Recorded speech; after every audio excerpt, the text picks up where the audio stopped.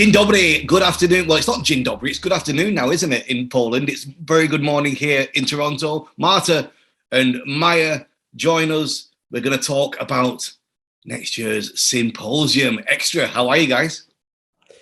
Very well, thanks. How about you? Very good indeed. Very good. Good to see you both. Good to practice a little bit of my Polish with you. A lot of the Polish I've learned, I'm not allowed to use on Zoom, but yeah. I know. Well, Marta, ladies first. Tell me what's going on. Tell me about the Symposium. Was last year the first one? It was the last year's Symposium that was organized just before COVID, but that was not the first one. Right. The first one was 3 years ago. Maya, can you just correct me if I'm wrong? The first edition was organized in 2018. But it was the very small event. Only 70 people participated in this event, and it was dedicated only for the tandem pilots and the camera who works with the tandem. Right. And that got a good reception. It's good to get everybody together and discuss topics and get feelings from people of how things are working. But the next one, just before COVID, I managed to call in with the team from Air Sports Promotion. We were going to Thoughtsworth, and we spent a few hours there. It was a good event. You had a lot of things going on. Yeah, we had approximately 360 participants, I think. And a lot of sponsors came as well for the Expo area. The main difference between our event and most of the big skydiving events that we already know is that our symposium is a conference. It's not a fair trade where you can go around and focus on the exhibition area only, and some seminars are just an addition. Here is just the other way around. So we have the main acts of the event, which is the general track of all the presentations and seminars, which are dedicated for all skydivers on every level. I mean, you can be right after the AFF, or you can have thousands of jumps. There's always content prepared for skydivers on every level. Yeah. And of course, there are some other tracks as well. One is for the tandem pilots, another is for AFF instructors, and another is for the riggers.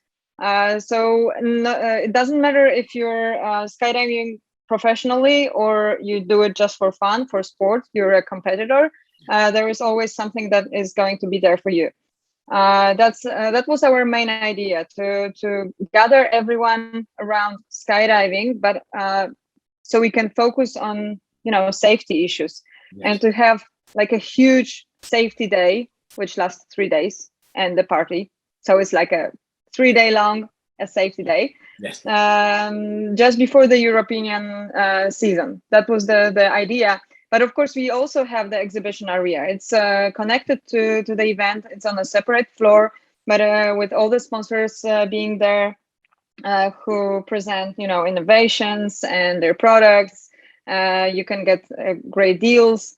So there's a lot of fun things to do. There are simulators of canopy flying and a lot of other stuff to explore. So here is just that on our event, the highlight is on the safety related presentations, and the expo area is an addition to it, not the other way around. And what is the location? Is it the same as the one I went to a couple of years ago? Yes, we're gonna organize it again in Warsaw, but it will be just a different hotel.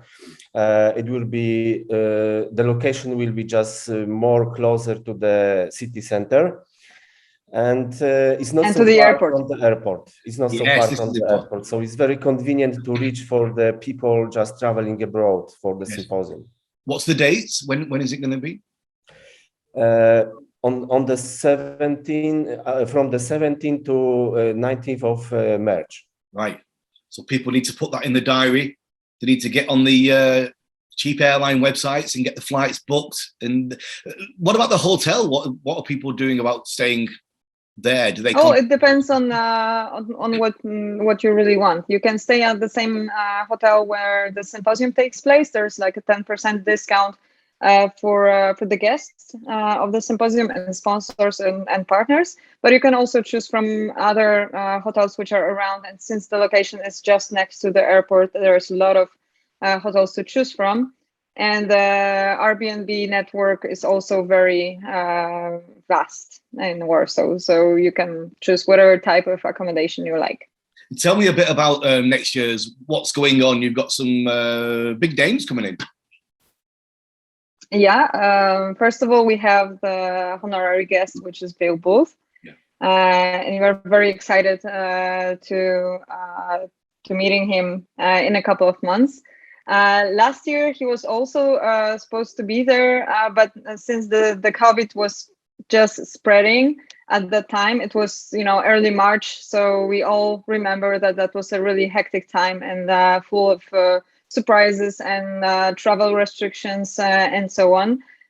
So just a few days before the event, Bill said that he can't come, but he would participate remotely. And he actually woke up at 4 a.m. his time zone to give the presentation to our public remotely. And it went really great. I mean, of course, meeting him in person is a different story. That's why we of course, we wanted to invite him again. Yes. And we hope that this time it's going to work. And with Bill Booth, there's also a couple of other UPT representatives coming. We're still waiting for confirmation. Tom Noonan was supposed to be there with us, but as you probably know, that's not going to happen, unfortunately. And except for UPT representative, we also have Rich Madeley from PD, Melissa Lowe from USPA, Albert Berchtold from USPA as well. We are going to have like amazing presentations from Albert. I already know a little bit more details about them. There's going to be like a really nice seminar about the statistics around fatal accidents, right? The causes and how it changes over time, and the statistics will focus on the 2020 season, yes. Or maybe even some statistics from 2021 if they're going to be available so early. Yes. And he's also going to talk about the safety culture in other drop zones. So this is going to be really insightful. I'm like more than sure because Albert is presenting at our symposiums every year. Yes. And always his presentations are very, very nice to hear, and they're very insightful. Yes, very good. And Maya, we're looking forward to it, of course. Tell me about this year. How has the parachuting been? How's the skydiving been this year in Poland? Good season? Busy season? Quiet season? Are you talking about the last season? Yes, just gone this now. One. Yeah, okay. So I think that it was amazing because the people just due to the COVID were just staying home. So there was the isolation. Yeah. So once people just could go to the drop zone and enjoy the sports. So a lot of people were visited our drop zone in Warsaw. So we did over 25,000 jumps in the last season. So it was the double amount of the in comparison to the 2020. Yeah. So the season was amazing. Very good, very good. And I think I might be right in thinking my co-presenter from Air Sports Promotion, Ola, has she started jumping? Did she start jumping with you guys? She was going to do the IFF course, but it doesn't happen. It didn't happen yet. I'll push. Yeah, she still has the course on the schedule, but we will see. Yeah, I mean Poland right now is, if you pardon the pun, flying high in air sports. I mean, we had the Gordon Bennett Championships in Turin. What a beautiful place that is as well. I was there this summer. You've got the wind tunnels. You've got the Polish Open in the tunnel coming as well. Claudia's just took third place in the paragliding championships in Argentina from Poland. It's really, Poland is big on air sports, right?